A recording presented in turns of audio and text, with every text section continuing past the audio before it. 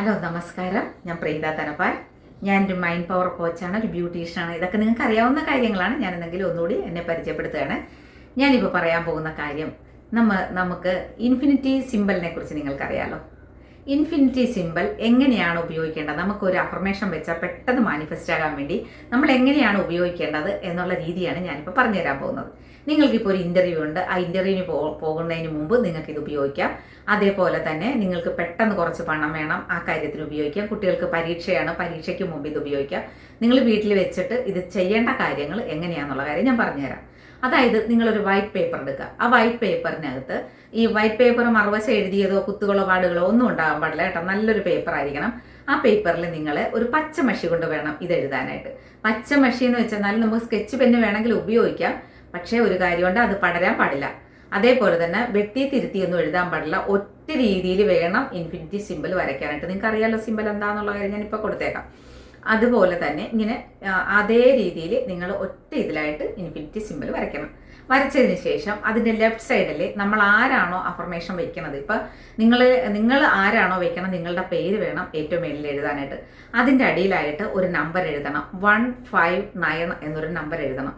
അതിനുശേഷം അതിൻ്റെ റൈറ്റ് സൈഡിൽ 2 കോളം പോലെയാണല്ലോ ഇൻഫിനിറ്റി സിമ്പിൾ വരണം. അതിൻ്റെ അകത്ത് എഴുതുന്ന കാര്യമാണ് ഞാൻ പറഞ്ഞത് കേട്ടോ. അതിൻ്റെ പുറത്തല്ല, അതിൻ്റെ അകത്ത് എഴുതുന്ന കാര്യമാണ്. അതിൻ്റെ അകത്ത് റൈറ്റ് സൈഡിൽ ആ റൈറ്റ് സൈഡിൽ എഴുതേണ്ടത് നിങ്ങൾക്ക് എന്താണോ അഫർമേഷൻ വെച്ചേക്കണത്, നിങ്ങൾക്ക് എന്ത് കാര്യമാണോ നിങ്ങൾക്ക് വേണ്ടി. ഇപ്പോൾ പരീക്ഷയാണോ, ഞാൻ ആ പരീക്ഷ ജയിച്ചതിന് നന്ദി. നിങ്ങൾക്ക് ജോലിയാണോ, ജോലി കിട്ടിയതിന് നന്ദി. പണമാണെങ്കിൽ എനിക്ക് ആ പണം ലഭിച്ചതിന് നന്ദി എന്നായിരിക്കണം നിങ്ങൾ ഏറ്റവും മേളിൽ എഴുതേണ്ടത്. അതിനുശേഷം അതിൻ്റെ അടിയിലായിട്ട് നിങ്ങൾ എഴുതേണ്ടത് 789 എന്നൊരു നമ്പർ കൂടി എഴുതണം. ഈ 159 എന്ന് പറഞ്ഞ നമ്പർ പെട്ടെന്ന് മാനിഫെസ്റ്റ് ആകാൻ വേണ്ടിയിട്ടുള്ള നമ്പറാണ് കേട്ടോ. അത് നിങ്ങൾ എഴുതുമ്പോൾ പ്രത്യേകം ശ്രദ്ധിച്ച് വേണം എഴുതാനായിട്ട്. മാറിപ്പോകരുത്. ലെഫ്റ്റ് സൈഡിലും റൈറ്റ് സൈഡിലും എഴുതേണ്ട നമ്പറുകൾ മാറിപ്പോകരുത്. ലെഫ്റ്റ് സൈഡിൽ നിങ്ങളുടെ പേര് 159 എന്ന നമ്പരും റൈറ്റ് സൈഡിൽ നിങ്ങൾ 789 എന്നൊരു നമ്പരും വേണം എഴുതാനായിട്ട് കേട്ടോ. അതേപോലെ തന്നെ എഴുതിയതിന് ശേഷം അതിന് താഴെ വശത്തായിട്ട് നിങ്ങൾ എഴുതേണ്ട താങ്ക് യു ഗോഡ് എന്ന് എഴുതണേ. താങ്ക് യു ഗോഡ് എന്ന് എഴുതണം. അതേപോലെ താങ്ക് യു യൂണിവേഴ്സ് എന്നുകൂടി എഴുതിയേക്കണം. അതേപോലെ ഒരു കാര്യം ഞാൻ വിട്ടുപോയി. ഈ പേപ്പറിൻ്റെ ഫ്രണ്ടിൽ നിങ്ങൾ എഴുതേണ്ടത് 1111 എന്നുള്ള ഒരു നമ്പർ കൂടി എഴുതിയേക്കണം കേട്ടോ. ഏറ്റവും മേളിൽ അതായിരിക്കണം ആദ്യം എഴുതി തുടങ്ങേണ്ടത്. അതിനുശേഷം വേണം നിങ്ങൾ ഇത് എഴുതാനായിട്ട്. അപ്പോൾ നിങ്ങൾക്ക് ഞാൻ പറഞ്ഞതെല്ലാം മനസ്സിലായല്ലോ. ഇൻഫിനിറ്റി സിമ്പിൾ വരയ്ക്കുക. അതിനകത്ത് ലെഫ്റ്റ് സൈഡിൽ നിങ്ങളുടെ പേര്, നമ്പർ, റൈറ്റ് സൈഡിൽ നിങ്ങൾക്ക് എന്താണോ മാനിഫെസ്റ്റ് ആകാനുള്ളത് ആ കാര്യം. ഇപ്പം ജോലിയാണ് ജോലി, അല്ലെങ്കിൽ മണിയാണ് മണി, അതിൻ്റെ കാര്യങ്ങൾ എഴുതുക. അതിൻ്റെ താഴെയും 789 എന്നൊരു നമ്പർ എഴുതുക. ഇത് രണ്ടും എഴുതിയതിന് ശേഷം നിങ്ങൾക്ക് ചെയ്യേണ്ട ഒരു കാര്യം കൂടി ഞാൻ പറഞ്ഞുതരാം. അതിൻ്റെ താഴെയാണ് നിങ്ങൾ ഈ thank you code, thank you universe നിങ്ങൾ എഴുതേണ്ടത്. നിങ്ങൾക്ക് മനസ്സിലായല്ലോ ഇൻഫിനിറ്റി സിമ്പൽ എന്ന് പറഞ്ഞാൽ എന്താണ്?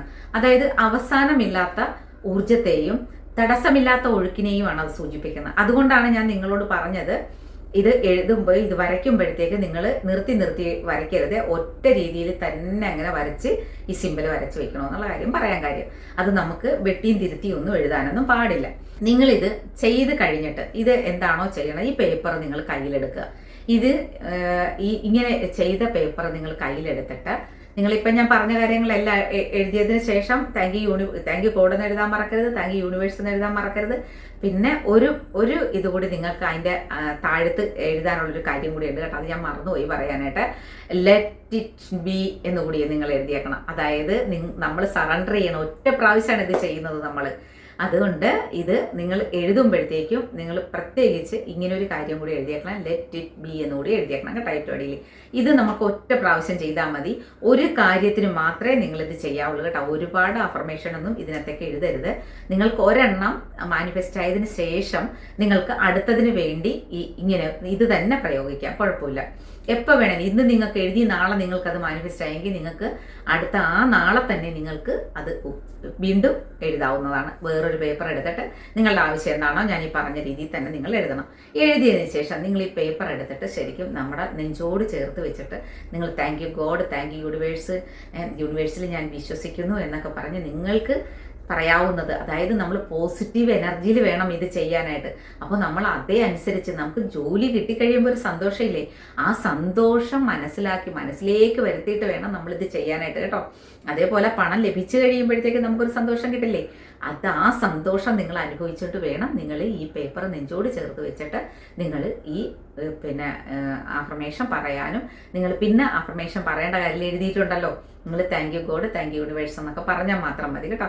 അത് ഞാൻ യൂണിവേഴ്സിൽ വിശ്വസിക്കുന്നു.